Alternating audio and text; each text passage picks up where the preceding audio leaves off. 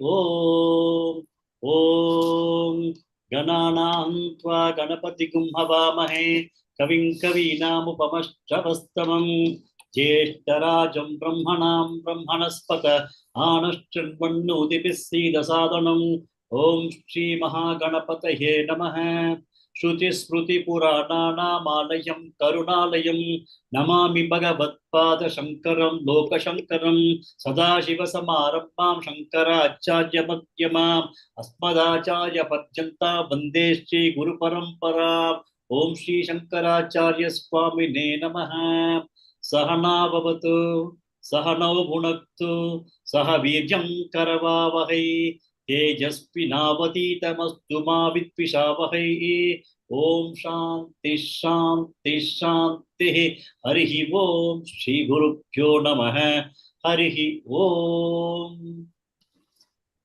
Namaste Mahodaya. Lakshmi Bibi Bhagini. Yes, Bhagini. Ragadvesha viyuktaistu Vishayanindriyaischaran Atmavaschaividheyatma Prasadamathigacchati. Usha Srinivasan Bhagini.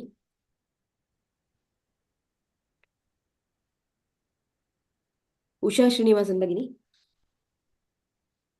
Okay, Vijaya Lakshmi Bhagini. Namaste Mahodaya. Namaste.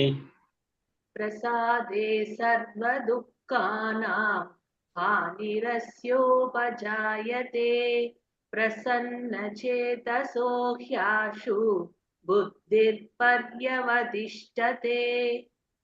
Anupama Bhatt Bhagini.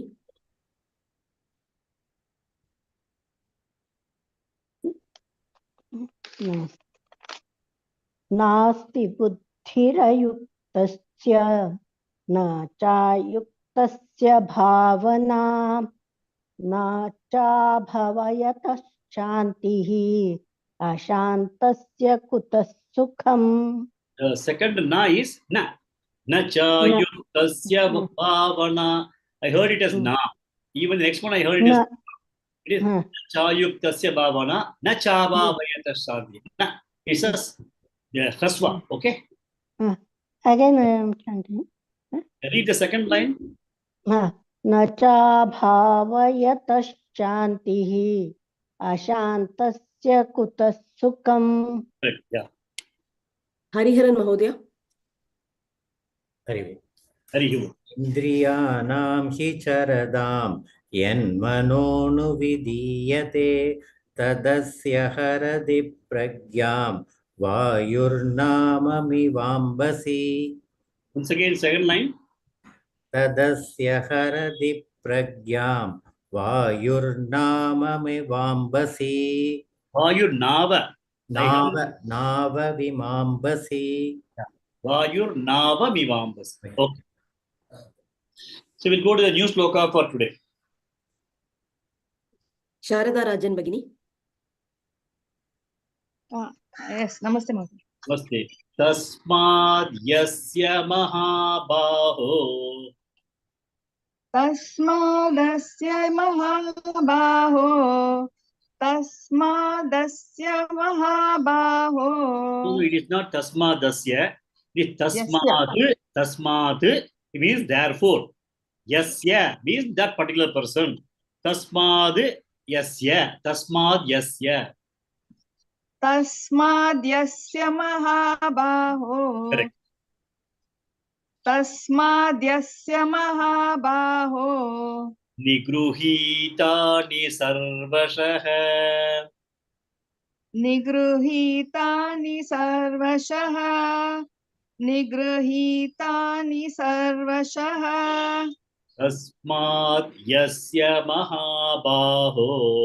Nigruhitani sarvashaha. Tasmadyasya mahabaho. Nigruhitani sarvashaha. Tasmadyasya mahabaho. Nigruhitani sarvashaha. Next. Sharat Chavan Mahodaya. Tasmadasya mahabaho. No. We'll go to the next line. Okay. Till such time, I'll just tell what is to be done so that. Okay, sir. Sorry. No problem. Indriyanindriyartebhyah Indriyanindriyarthebhyah. Indriyanindriyarthebhyah. tasya prajna pratishtita. Tasya prajna pratishtita. Tasya prajna pratishtita. Indriyanindriyartebhyah tasya prajna pratishtita. Indriyanindriyarthebhyah. Tasya prajna pratishtita. Indriyanindriyarthebhyah. Tasya prajna pratishtita. The thing is that in the Indriyani, Indriyartebhyah are two words, but when they are coming as a single compound word, it becomes Indriyani, Indriyartebhyah becomes Indriya, that becomes Nindriyartebhyah, that becomes a Dirgha. I heard it as Indriya, Nindriyartebhyah. No, it is not Indriya, Nindriya. Indriya, Nindriyartebhyah. Indriyanindriyarthebhyah. Oh, yeah, next. Rajeshwari Shivashankar Bhagini. Namaste, sir. Namaste. Tasmad yasya mahabaho nigruhitani sarvashah. Tasmad yasya mahabaho nihrutani cha sarvacha. Tasmad yasya mahabaho nihrutani sarvacha. No. Nigruhitani. Grihita means holding. Okay. Nigruhitani. Tasmad yasya mahabaho nihrutani sarvasha. Tasmad yasya mahabaho nigruhitani sarvasha. Sarvashah. Nigruhitani sarvasha. Okay. Next. Leena Mehuldama Bhagini. Indriyanindriyartebhyah tasya prajna pratishtita. Indriyanindriyarthebhyah tasya prajna pratishtita. Indriyanindriyarthebhyah tasya prajna pratishtita. Next. Shanti Badri Bhagini. Can you chant Yes, the sir. first line slowly twice? Yes, sir. तस्मात् यस्य महाबाहो निगृहीतानि सर्वशः तस्मात् यस्य महाबाहो निगृहीतानि सर्वशः. Next. Sai Lakshmi Bhagini. The second line two times slowly.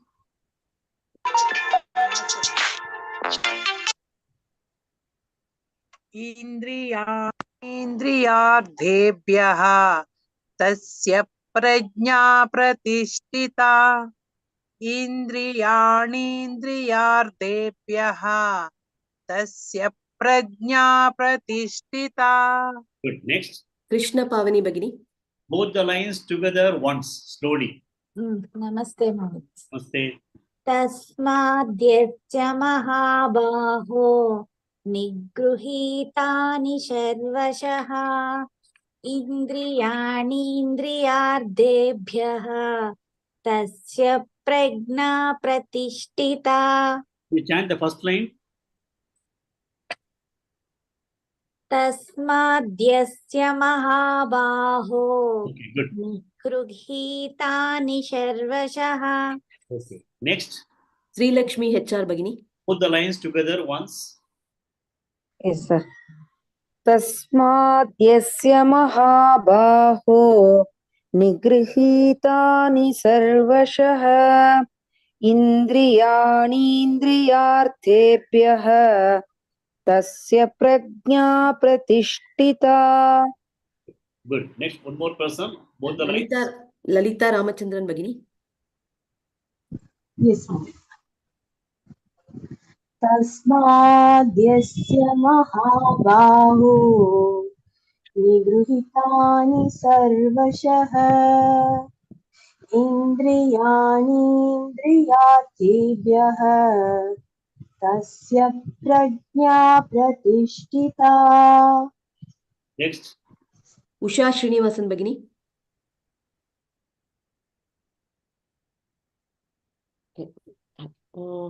K. Lalita Bhagini. Both the lines once. Yes, sir.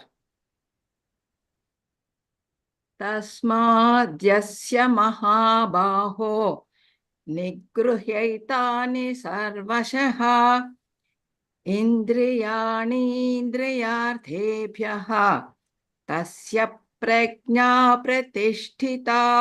Nigruhitani. निगृहीतानि सर्वशः. One more person. Both the lines. Yeah. Sheila Shinde Bhagini. Yes, ma'am. तस्माद्यस्य महाबाहो निगृहीतानि सर्वशः इन्द्रियाणीन्द्रियार्थेभ्यः तस्य प्रज्ञा प्रतिष्ठिता.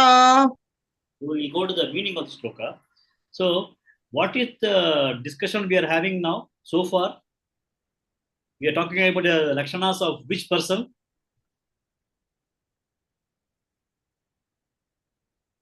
Sthira buddhi or Sthira prajna. Sthira prajna. Sthira prajna. Yeah, Sthira prajna is the most important thing which we need to Sthira prajna. cultivate so that we are able to become more and more, we are able to have control over the mind. And mind control is important from the perspective of knowledge assimilation. If the mind is not under control, then the right knowledge will not flow in because we will get distracted. So we are now talking about Sthira prajna. Okay. Now, the Lord Krishna starts with the shloka, tasmad, therefore, which means that he is now trying to sum it up. Therefore, after giving a lot of stories, we finally come to the conclusion. So he is almost summing it up. Tasmad yasya mahabaho nigruhitani sarvashah. The one whose indriyanis are nigruhitani sarvashah, completely withdrawn from the indriyartebhya, from the world of objects, for whose indriya senses are completely withdrawn from the world of objects. Tasya prajna, that person is pratishtitaha. He is able to get himself absolutely engage with this knowledge or establish himself in the knowledge which can be assimilated by him.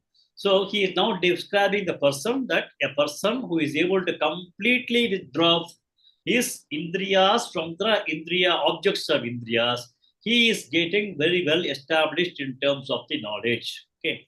And then here Lord Krishna says one more thing. He says Mahabaho. He is addressing Arjuna as Mahabaho. Earlier also in the first chapter, he was studying Mahabaho, where he has got a mighty arms and he's a mighty warrior. Mahabaho means a mighty warrior having a very strong arms.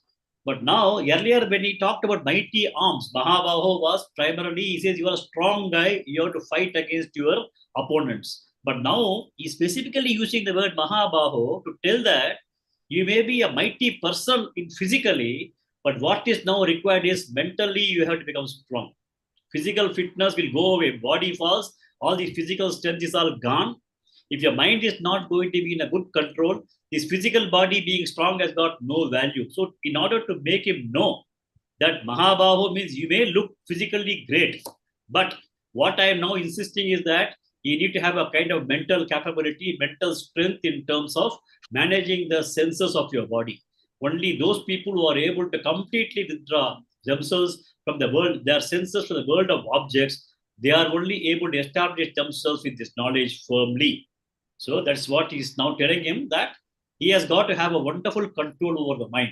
And you should also know how the mind can be easily taken away by the senses and how the mind has to be controlled, how all those things, kama, krodha, everything is described, all those kinds of things. He told him that this is all things that you should know so that you are able to have a very good control of the mind. And that is more important than having a huge physical body, which is of no use as far as understanding the knowledge is concerned. So he's using specifically this Mahabaho only for the purpose of that. Yeah. And the way we have to withdraw will be like the way the tortoise withdraws. When it is seeing a danger, a tortoise is able to withdraw immediately. We had seen that a few slokas before. Similarly, a person should be capable of withdrawing himself from the world of objects, and he has got to establish himself in the knowledge. That's what is the meaning of this sloka. Next. Gurumurti Mahodaya. Yes, sir. Yanisha sarva bhutanam. Yanisha sarva bhutanam. Yanisha sarva bhutanam. Tasyan jagarti samyami. Tasyan jagati samyami. Tasyan jagati samyami. Yanisha sarva bhutanam. Tasyan jagarti samyami. Yanisha sarva bhutanam. Tasyan jagati samyami. Yanisha sarva bhutanam. Tasya jagati samyami. Jagarti, we say, no? Awakening state, Jagrati. This is actually awake. It's called Jagarti. Yanisha sarva bhutanam. Tasya jagati samyami. Yanisha sarva bhutanam. Tasya jagati samyami. Next. Srimati Bhagini. Namaste, Mahodaya. Yasyan jagrati bhutani. Yasyan jagrati bhutani. Yasyan jagrati bhutani.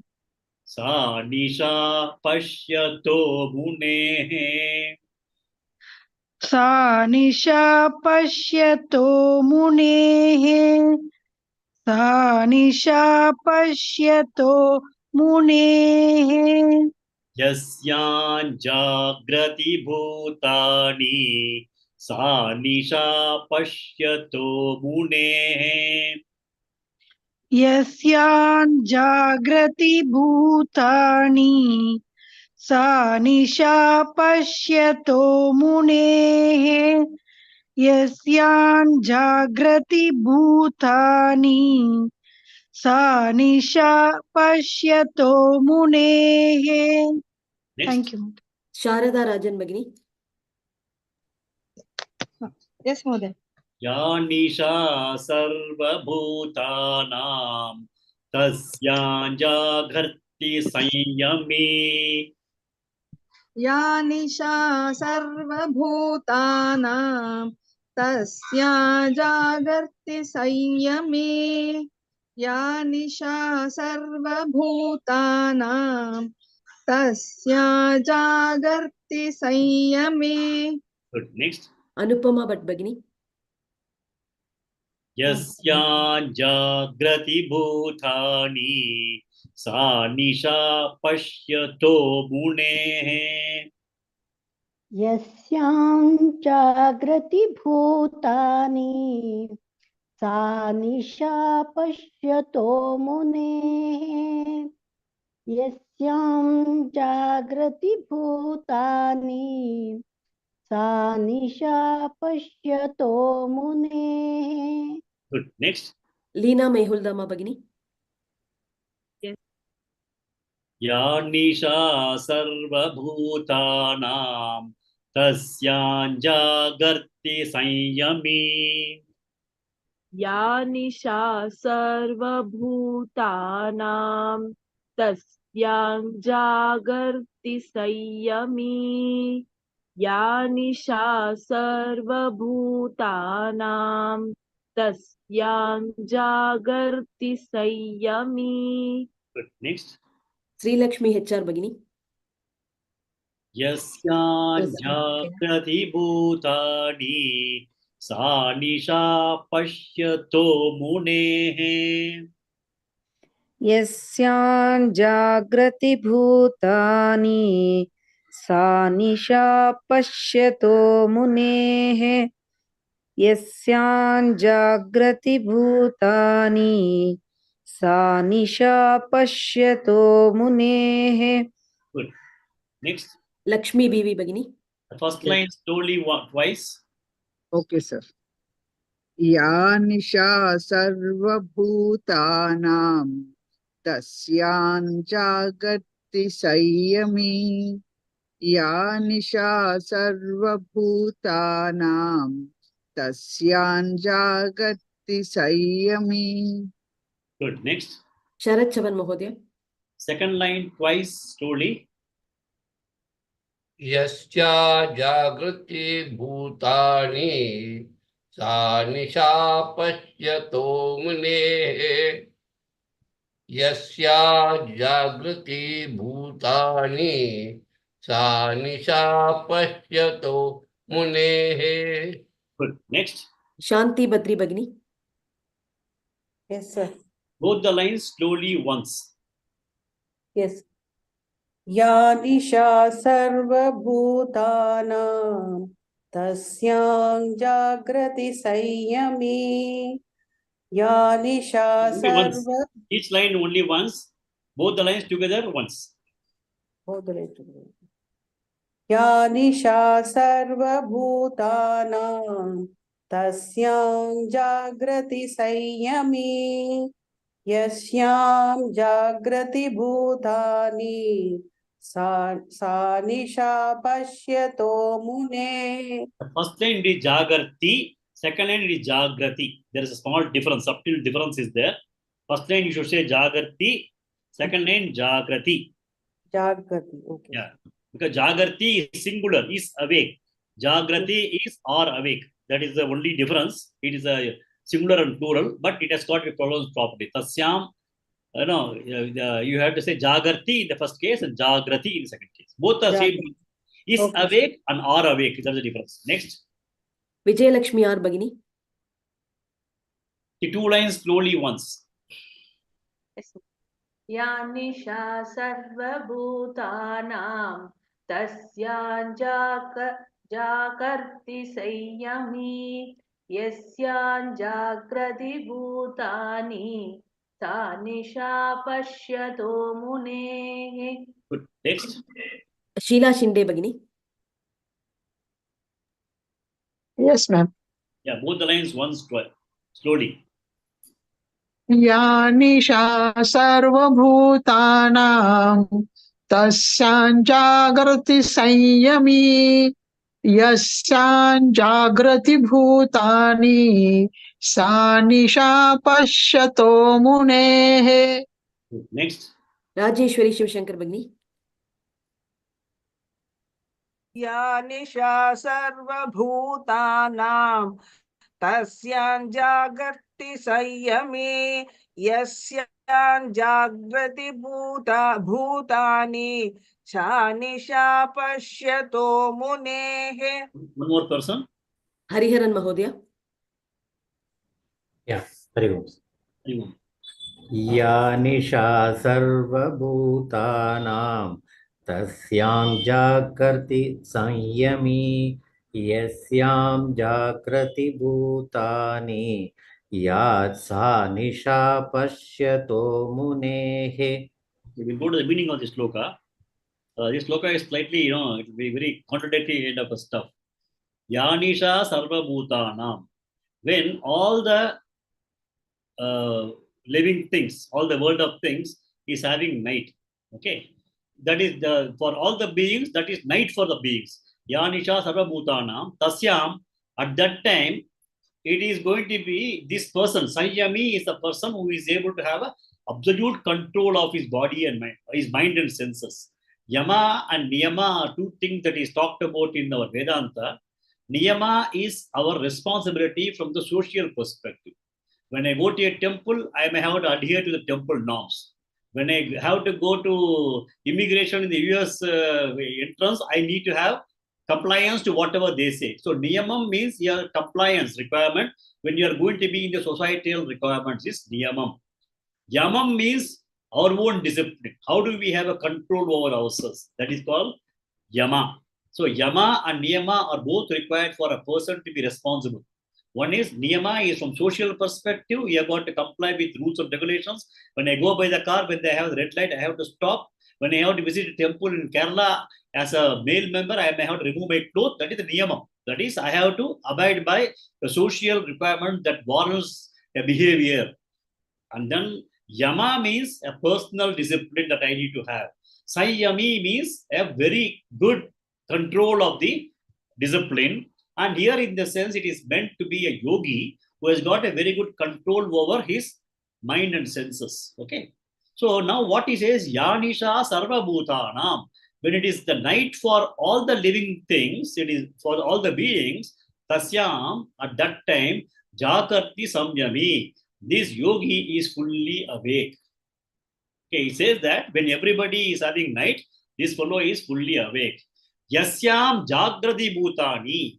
When Jagrati Bhutani, the entire world is awake, world of living beings are awake, Sa Nisha Pashyato Mune. That time this enlightened person is looking at it as a darkness, a night.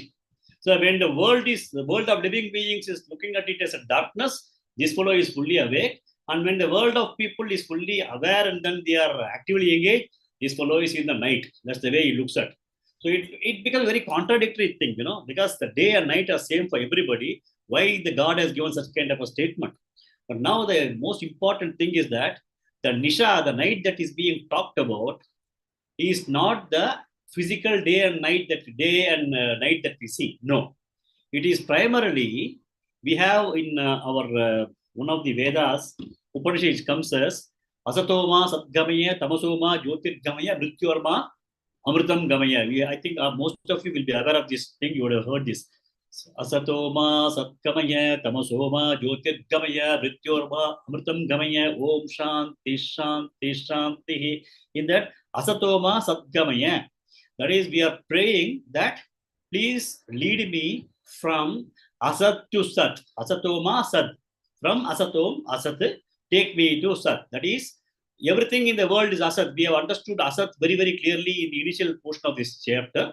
So he is requesting the divine to help him to move from Asat to Sat. Tamasoma Jyotirgamaya. Tamasa is ignorance. Ignorance is called darkness. Lead us from darkness to light. Tamasoma, ignorance, which is darkness. Tamasoma Jyotirgamaya. From ignorance, please lead me to light. Mrityorma Amritam Gamaya. We always think that I am limited. This body is limited. When the body falls, I also die. So you lead me from Mrityuhu Amritam to eternity. So Om Shanti Shanti. We say that. So what we say, ignorance is darkness. So when the entire world is ignorant and they start pursuing lot of worldly objects, it is a night for this fellow, because this yogi is not going to pursue anything, because it is all ignorance is that which is making all these people to go around the various things in the world.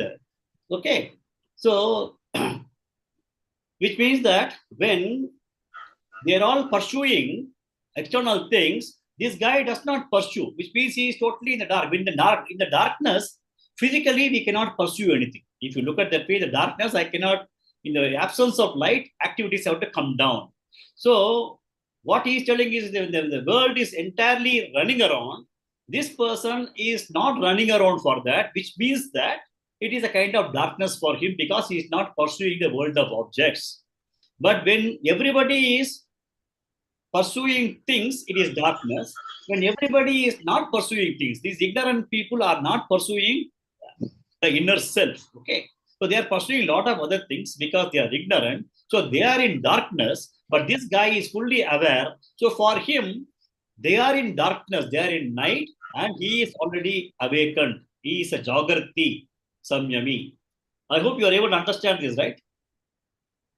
The other people are ignorant and pursuing. So when you are ignorant and pursuing, you are in darkness, and this guy is already awakened. So he is fully awake.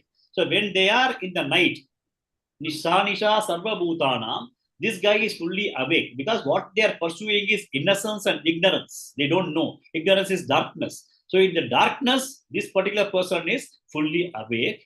And when they are pursuing a lot of things in the world of objects, this guy is also can pursue, but for him it is as though it is a night that he is not pursuing that.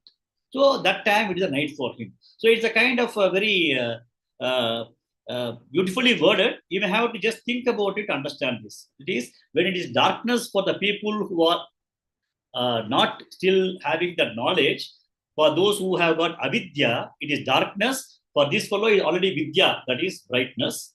When those people think that it is brightness outside, this fellow feels the outside light is all pursuing the world of objects. So he is not going for that, which is a kind of darkness for him. He is darkness for the pursuit of the world of objects. So then he is a real person who has been able to have enlightenment. Okay.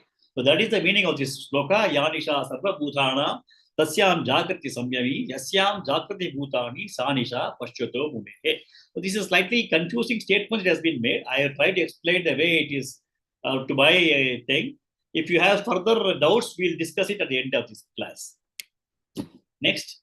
Krishna Pavani Bhagini. Namaste, Mom.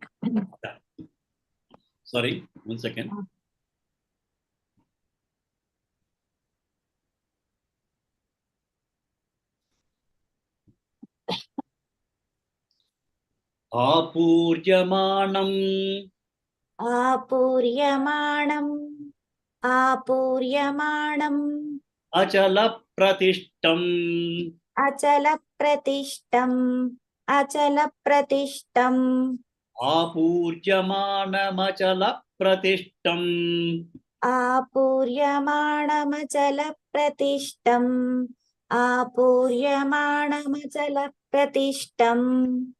Apuryamanam achala pratishtam apuryamanam achala pratishtam. Okay. Next. Lalita Ramachandran Bhagini. Yes, ma'am. Samudramapah Samudramapah pravishanti yadvat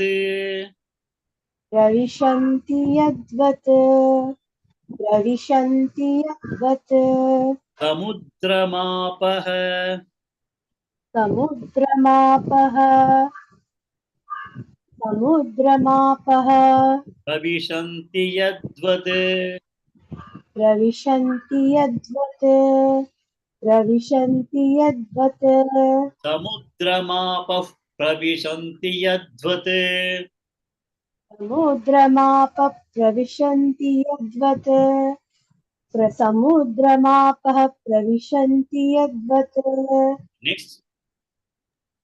Sai Lakshmi Bhagini. Apuryamanamachala pratishtam samudramapah pravishanti yadvat आपूर्यमाणमचलप्रतिष्ठं समुद्रमापः प्रविशन्ति यद्वत् आपूर्यमाणमचलप्रतिष्ठं समुद्रमापः प्रविशन्ति यद्वत्. Very good. Next. K. Lalita Bhagini. Tadvat kama yam pravishanti sarve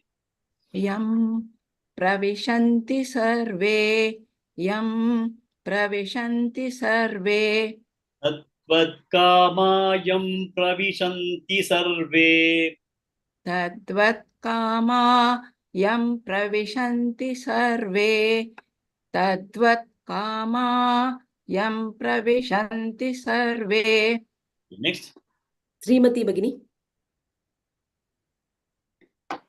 स शान्तिमाप्नोति न कामकामी स शान्तिमाप्नोति न कामकामी स शान्तिमाप्नोति न कामकामी। Next. गुरुमूर्ति महोदय Yes, sir.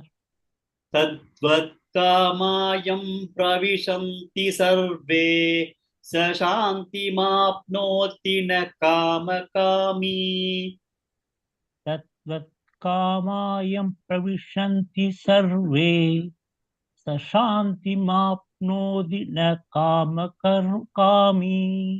Good. तत्त्वत्कामायं प्रविशन्ति सर्वे स शान्तिमाप्नोति न कामकामी। Good. Next. शारदा राजन भगिनी Yes. आपूर्यमाणमचलप्रतिष्ठं समुद्रमापः प्रविशन्ति यद्वत् आपूर्यमाणम् अचलप्रतिष्ठम् समुद्रमापः प्रविशन्ति यद्वत् आपूर्यमाणम् अचलप्रतिष्ठम् समुद्रमापः प्रविशन्ति यद्वत्। Next. अनुपमा भट्ट भगिनी तद्वत्कामायं प्रविशन्ति सर्वे स शान्तिमाप्नोति न कामकामी तद्वत्कामायं प्रविशन्ति सर्वे स शान्तिमाप्नोति न कामकामी तद्वत्कामायं प्रविशन्ति सर्वे स शान्तिमाप्नोति न कामकामी। Next. श्रीलक्ष्मी HR भगिनी First line 2 times, please. अपूर्यमाणमचलप्रतिष्ठं समुद्रमापः प्रविशन्ति यद्वत् आपूर्यमाणमचलप्रतिष्ठं समुद्रमापः प्रविशन्ति यद्वत्। Next. शांति बद्री भगिनी The second line 2 times. Once. 2 times, sorry. तद्वत्कामायं प्रविशन्ति सर्वे शशान्तिमाप्नोति न कामकामी तद्वत्कामायं प्रविशन्ति सर्वे शशान्तिमाप्नोति न कामकामी। Okay, next. कृष्ण पावनी भगिनी All the 4 lines once slowly. आपूर्यमाणमचलप्रतिष्ठम् समुद्रमापः प्रविशन्ति यद्वत् तद्वत्कामायं प्रविशन्ति सर्वे स शान्तिमाप्नोति न कामकामी। Good. Next. लक्ष्मी बीवी भगिनी Both the lines once. Okay. आपूर्यमाणमचलप्रतिष्ठं समुद्रमापः प्रविशन्ति यद्वत् तद्वत्कामायं प्रविशन्ति सर्वे स शान्तिमाप्नोति न कामकामी। Good. Next. राजेश्वरी शिवशंकर भगिनी आपूर्यमाणमचलप्रतिष्ठं समुद्रमापः प्रविशन्ति यद्वत् तद्वत्कामायं प्रविशन्ति सर्वे स शान्तिमाप्नोति न कामकामी। Good. Next. विजयलक्ष्मी आर भगिनी आपूर्यमानमचलप्रतिष्ठं समुद्रमापः प्रविशन्ति यद्वत् तद्वत्कामायं प्रविशन्ति सर्वे च शान्तिमाप्नोति न कामकामी। Next. लीना मेहुल दामा भगिनी आपूर्यमाणमचलप्रतिष्ठं समुद्रमापः प्रविशन्ति यद्वत् तद्वत् कामायं प्रविशन्ति सर्वे स शान्तिमाप्नोति न कामकामी. Okay. So now this shloka, whatever we are seeing is a metaphor. He talks about the samudram apaha. Samudram is ocean, apaha means water. So samudram apaha, if you look at the water and the ocean, it is what? Apuryamanam. It is full. Samudram is always full. Achala pratishtam. It is still. Samudram is supposed to be achalam. It does not move from one Indian Ocean, does not go to Pacific Ocean. Like Ganga goes from Uttarakhand, it comes Uttar Pradesh goes to Bengal. But Indian Ocean does not go to Pacific Ocean does not go to Atlantic Ocean. All of them are there only. So here, the ocean is full. Ocean everywhere is full. Apuryamanam. Samudram apaha. The Samudra's water is full. Achalaha. Achala means is still. Tishtam. It is standing still. But what happens in the ocean? Then there is a fate. There is a current spate of rain. The entire Gangetic plains had got heavy rainfall. So much of water was flowing in the Ganges, Yamuna, blah, blah, blah, blah. All the rivers, Godavari, not Godavari, all the rivers were all flowing into the Bay of Bengal. Does Bay of Bengal become more full or full only? It is full only. It does not overflow. Samudram, it is able to, everything comes, the water from the entire thing comes, it all gets dissolved into the ocean's water. It's just still Apuryamanam. It was Apuryamanam before the rain. It is Apuryamanam after the floods. It is Apuryamanam after the rivers have dried up. It is Apuryamanam when there's a total dryness. The entire Tamil Nadu is facing 4 years of drought. There was no rain, no water anywhere. All the rivers are dry, ponds are dry, borewells are dry. Everything is dry. Bay of Bengal is still Apuryamanam. So the Samudram, whether the water comes in or whether water does not come in, it's Apuryamanam. It is always full. Achala pratishtam. It is still and full. Okay. Pravishanti yadvate. Whatever comes, it is still full. Whatever does not come, still full. Rain was pouring over the sea, full. No rain for 4 years, full. It is always full. Samudram is always full. Okay. It is like that.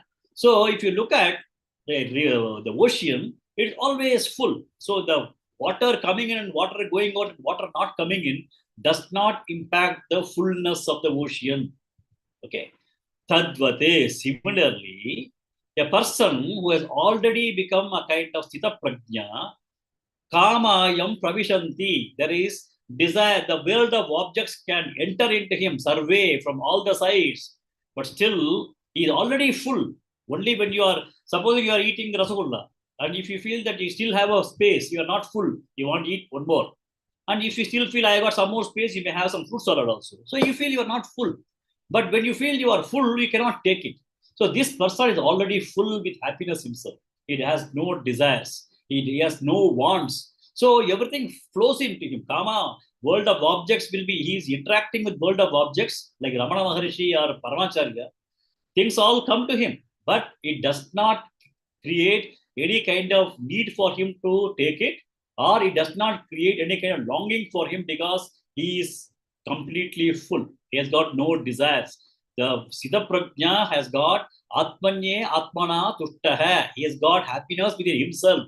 He does not have any longing for something to come in and fill up the void of dissatisfaction in him. Does not need something to come into him so that he feels full. If I have a 3-bedroom flat, only I have a fullness, happiness. So then I go for that. For him, he is nothing. So, like the way a ocean is absolutely unmoved, achala pratishtam, with whatever is coming in, whatever is not coming in, this Sthita Prajna is also not affected by whatever. Maybe he may be sitting in an ashram, somebody will come and give donation of 1 lakh of rupees, full, he is not going to get impacted. Nobody gives any money, still that bandara goes on, the feeding goes on. He has got no, this thing, no desires. Everything goes on. It's all worldly order, God's order. Shanti Mapnoti, Saha Shanti Mapnoti. He is always peaceful with himself. He doesn't have any needs. Like the way it is Apuryamanam Samudram. Na kama kami. Not the person who has got world of desires. He is not going to feel happy at all. Na kamakami, he'll always feel something is wanting, something is wanting, something is wanting. So a person, a munehe, a siddha prajna, he is always full. You know, every day I complete the class with a shloka. Purnamada Purnamidam Purnat Purnamudachyate Purnasya Purnamadaya Purnameva Vashishyate Om Shanti Shanti Shanti. I think every day I'm chanting this shloka. So when you look at Samudra Mapaha, I'll only take the example of Samudra Mapaha, though the Purna in what we are going to talk is what is chanted in the mantra is supposed to be the Brahman. So Samudram, water, you take any amount of water from the Samudram, is the amount of water going to reduce in the kind of Samudram? It is going to remain the same. Okay. And then let us assume that there was a day when there was no Samudram in the creation, and then the next day the Samudram has come in. Okay. Can the Samudram come? And Samudram we say is Purnam. When you say Samudram is full, infinite, can that Samudram come from an infinite or it has to come from a finite? If Samudram itself is infinite, and there was no Samudram one day before, then that infinite as only it has come. So Purnamada Purnamidam Purnat Purnamudashyate.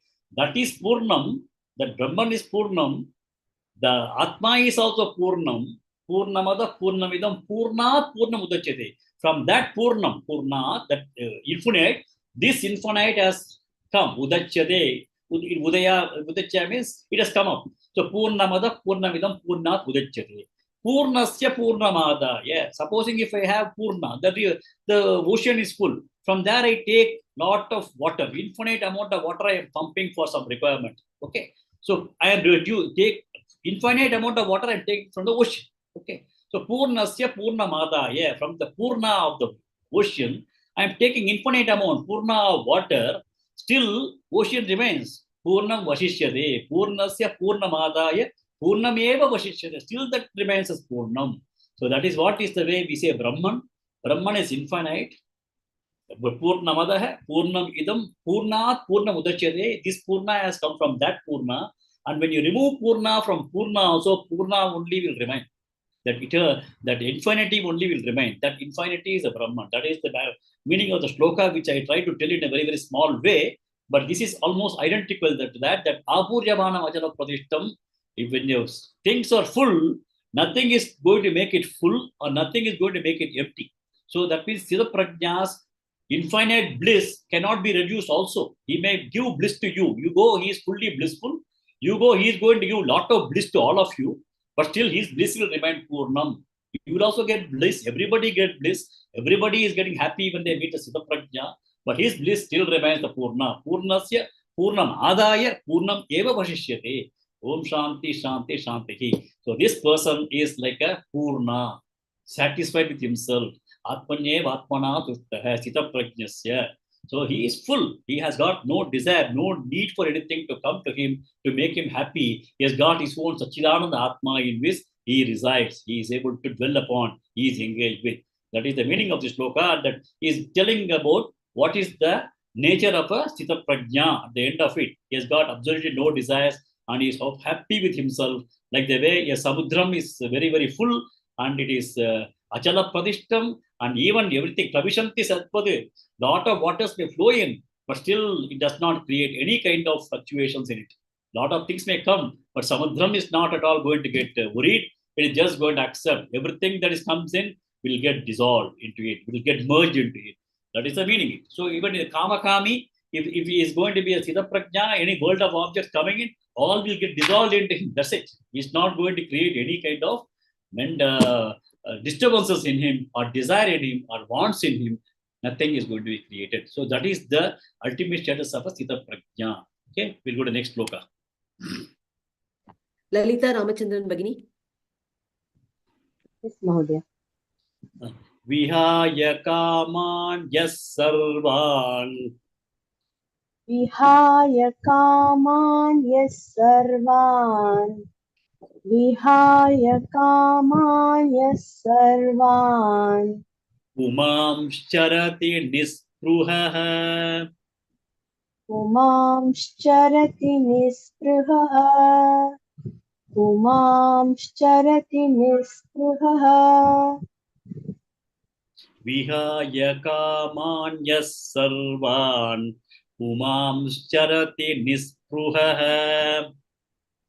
विहाय कामान् यः सर्वान् पुमांश्चरति निःस्पृहः विहाय कामान् यः सर्वान् पुमांश्चरति निःस्पृहः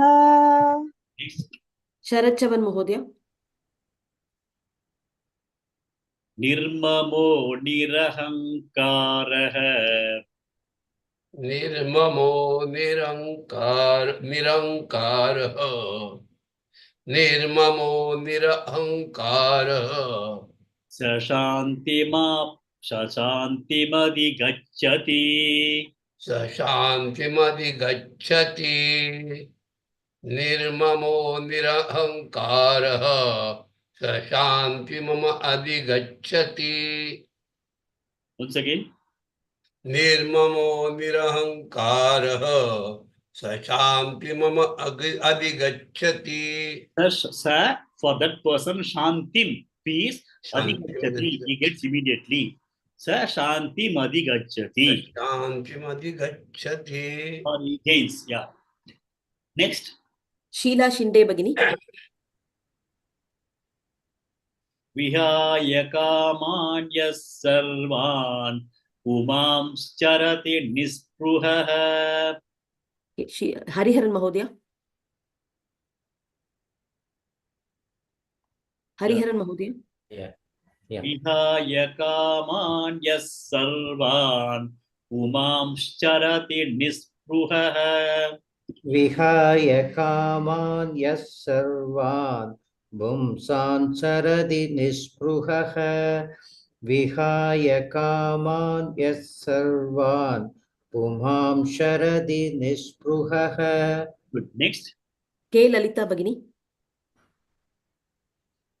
निर्ममो निरहङ्कारः स शान्तिमधिगच्छति निर्ममो निरहङ्कारः स शान्तिमधिगच्छति निर्ममो निरहङ्कारः स शान्तिमधिगच्छति. Next. गुरुमूर्ति महोदय First line 2 times slowly. Yes, sir. विहाय कामन् यः सर्वान् पुमांश्चरति निःस्पृहः विहाय कामान् यः सर्वान् पुमांश्चरति निःस्पृहः. Good. Next.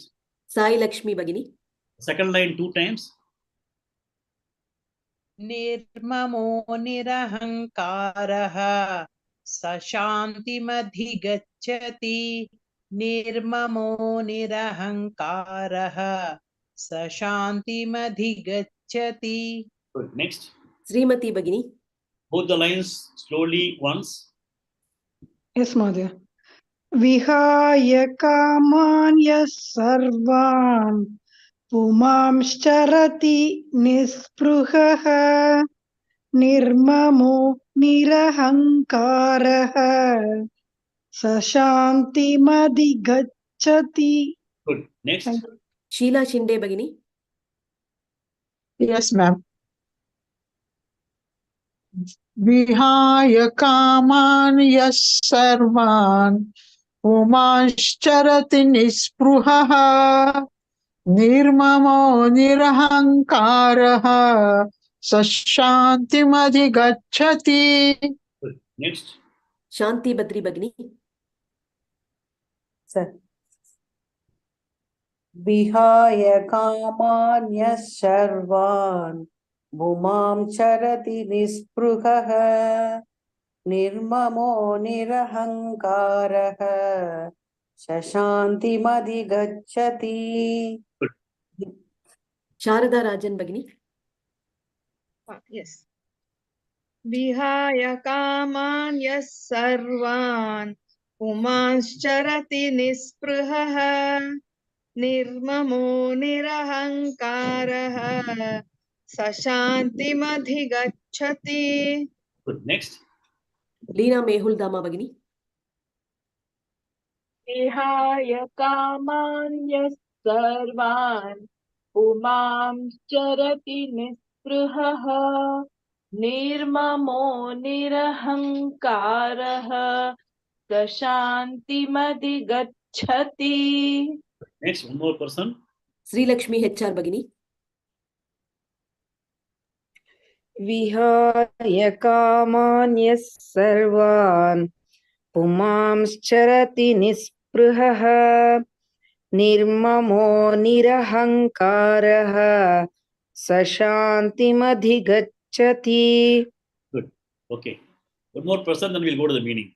Vijayalakshmi Bagini.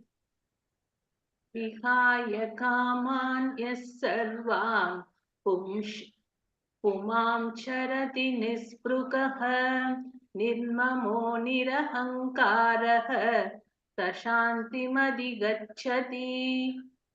Very good. So we'll go to the meaning of the shloka. Yaha Puman. So the person, the Puman, that person, Sarvan Kaman Vihaya. All the desires he has given up.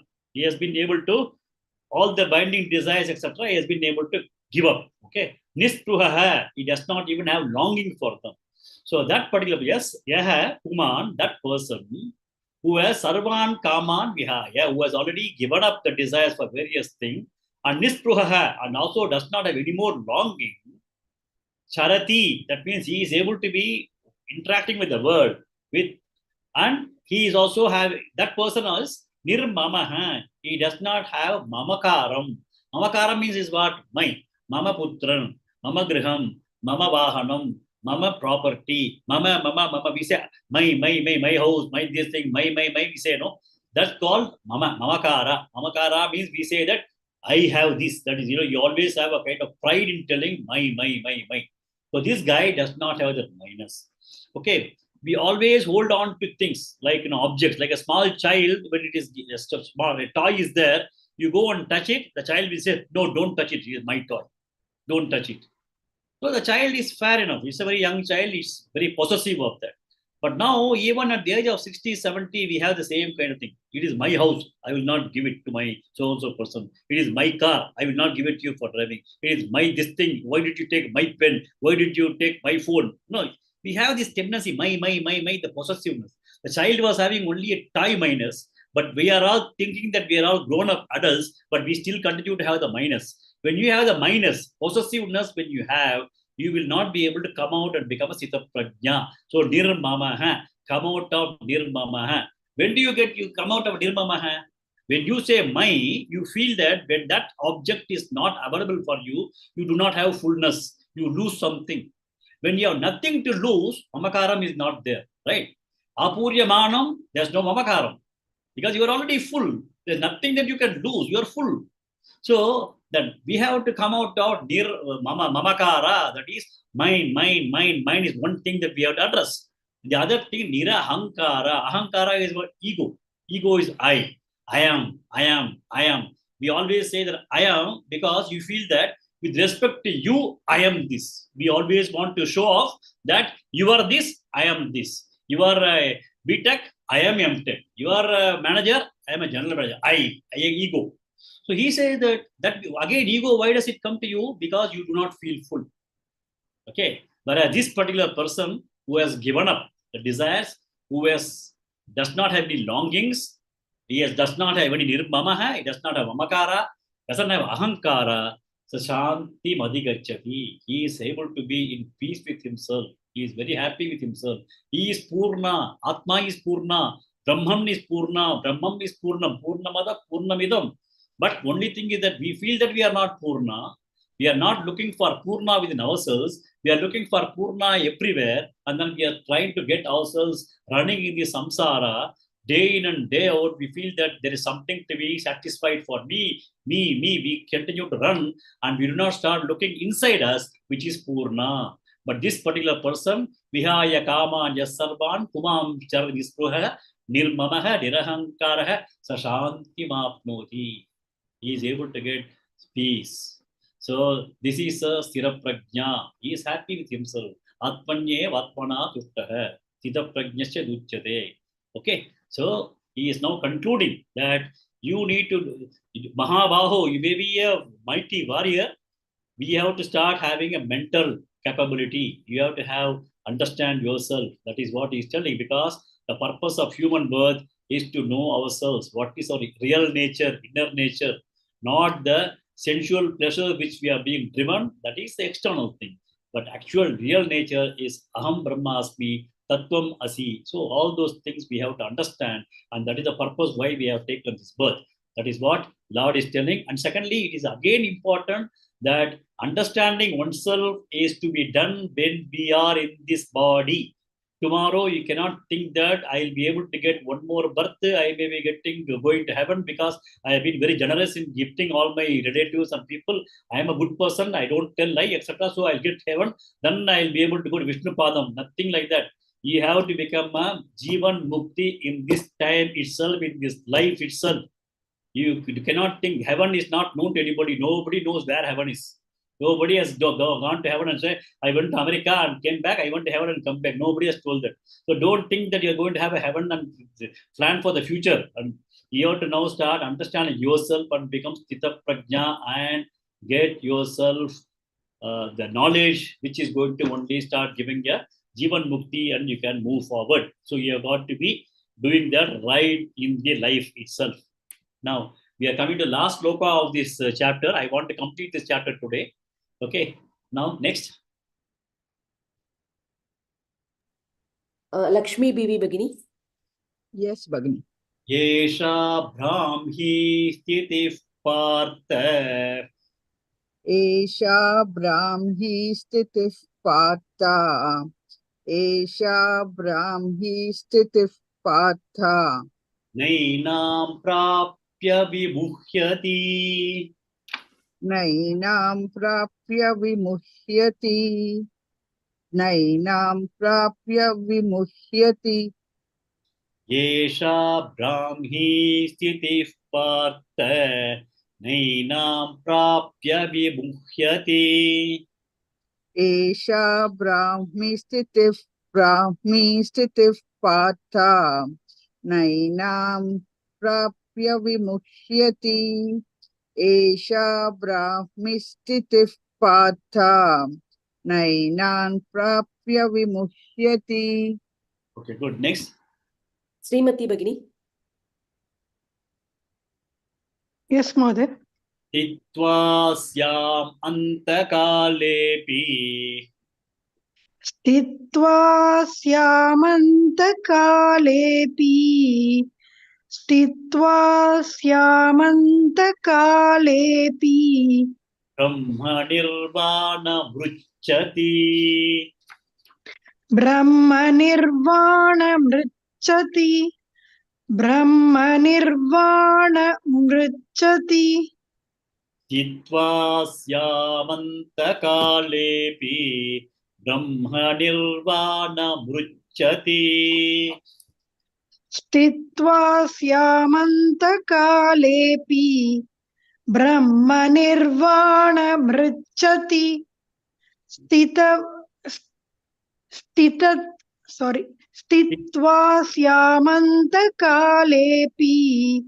Brahma nirvana mruchati. Good. Next. Stitva syamantakaalepi. Brahma nirvana mruchati. Good. Next. Anupama Bhat Bagini. Esha Brahmi Sthiti Partha. Nainam Prapya Vimuhyati. Yesha Brahmi Sthiti Partha. Nainam Prapya Vimuhyati. Yesha Brahmi Sthiti Partha. Nainam Prapya Vimuhyati. Okay. Next. Rajeshwari Shivashankar Bagini. Chitva syamantakaalepi. Brahma nirvana mruchati. Stitva syamantakaalepi Brahma nirvanam mruchati. Stitva syamantakaalepi ब्रह्मनिर्वाणमृच्छति. Good. Next. Sai Lakshmi Bhagini. The first line 2 times. एषा ब्राह्मी स्थितिः पार्थ नैनां प्राप्य विमुह्यति. एषा ब्राह्मी स्थितिः पार्थ नैनां प्राप्य विमुह्यति. Good. Next. Gurumurthy Mahodaya. Yes, Second sir. line 2 times. स्थित्वास्यामन्तकालेऽपि ब्रह्मनिर्वाणमृच्छति. स्थित्वास्यमान्तकालेऽपि Pasyamantakaalepi. स्थित्वास्यामन्तकालेऽपि ब्रह्मनिर्वाणमृच्छति. Next. स्थित्वास्यमन्तकालेऽपि ब्रह्मनिर्वाणमृच्छति. Good. Next. Hariharan Mahodaya. Both the lines slowly once. एषा ब्राह्मी स्थितिः पार्थ नैनां प्राप्य विमुह्यति. स्थित्वास्याम् अन्धकालेऽपि ब्रह्मनिर्वाणमृच्छति. Very good. Next. One more person. Leena Mehuldama Bhagini. एषा ब्राह्मी स्थितिः पार्थ नैनां प्राप्य विमुह्यति. स्थित्वा स्यामन्तकालेऽपि ब्रह्मनिर्वाणमृच्छति. Next. Sharada Rajan Bhagini. एषा ब्राह्मी स्थितिः पार्थ नैनां प्राप्य विमुह्यति. स्थित्वा स्यामन्तकालेऽपि ब्रह्मनिर्वाणमृच्छति. Next. One more person. Shanti Badri Bhagini. एषा भ्रामि स्थितिः पार्थ नैनां प्राप्य विमुह्यति. स्थित्वा श्यामन्तकालेऽपि ब्रह्मनिर्वाणमृच्छति. One more person. Sharad Chavan Mahodaya.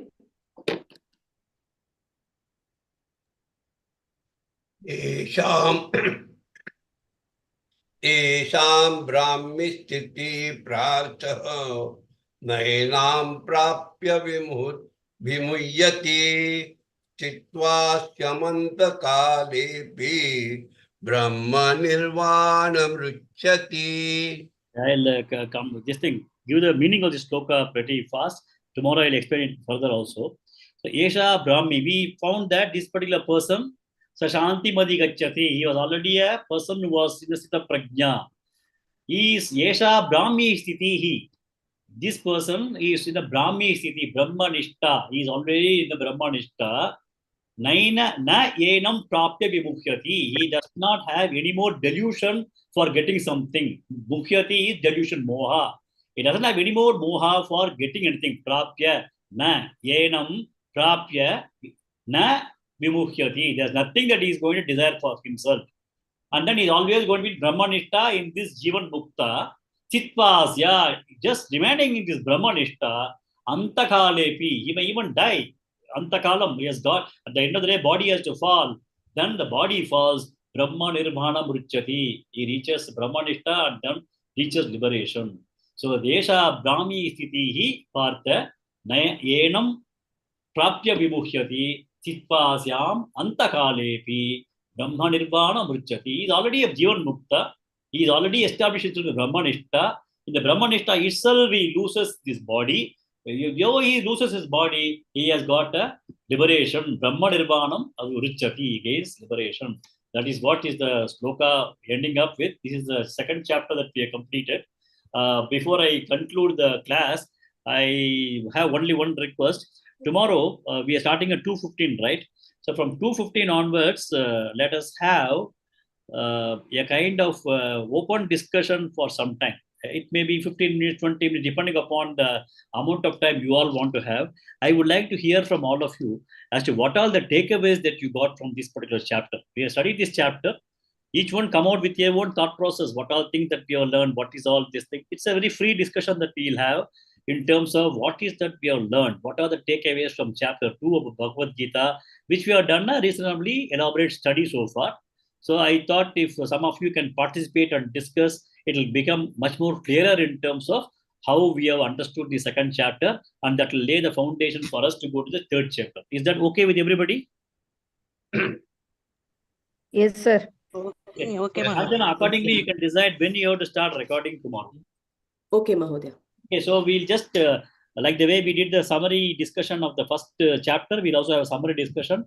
Let everybody have their own share whatever they have learned, and then what are the takeaways that they have got, what is that they have learned, what are the areas. Let us have a frank discussion. Even if it is going to take a longer time, it's fine.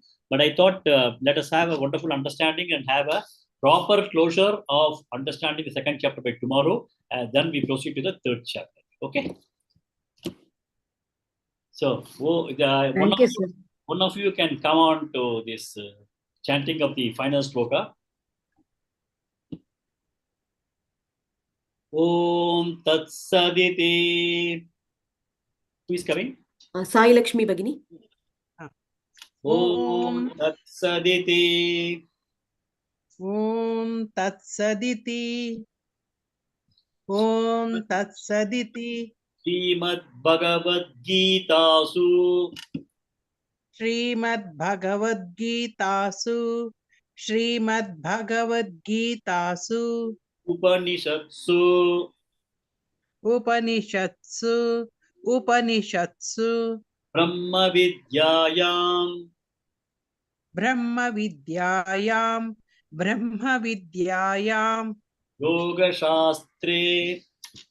Yoga Shastre. Yoga Shastre. Shri Krishna Arjuna Samvade. Shri Krishna Arjuna Samvade. Shri Krishna Arjuna Samvade. Sankhya Yogo Nama. Sankhya Yogo Nama. Sankhya Yogo Nama. Dvitiyodhyayah. Dvitiyodhyayah. Dvitiyodhyayah. Om Tat Sat. Om Tat Sat. Okay. Om Tat Sat. Okay. Oh, so I'll chant today's slokas.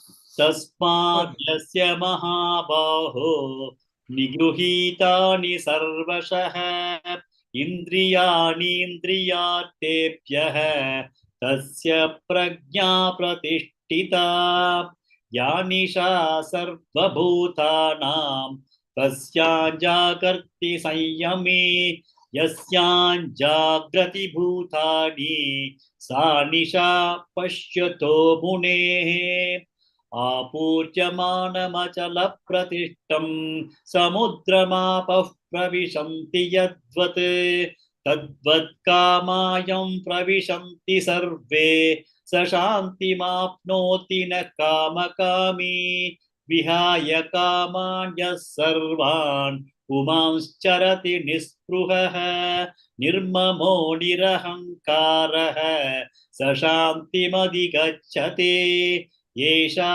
ब्राह्मी स्थितिः पार्थ नैनां प्राप्य विमुह्यति स्थित्वा स्यामन्तकालेऽपि ब्रह्मनिर्वाणमृच्छति ॐ तत्सदिति श्रीमद्भगवद्गीतासु उपनिषत्सु ब्रह्मविद्यायां योगशास्त्रे श्रीकृष्णार्जुनसंवादे सांख्ययोगो नाम द्वितीयोऽध्यायः ॐ तत्सत् ॐ पूर्णमदः पूर्णमिदं पूर्णात् पूर्णमुदच्यते पूर्णस्य पूर्णमादाय पूर्णमेवावशिष्यते ॐ शान्ति शान्ति शान्तिः हरिः ॐ श्रीगुरुभ्यो नमः।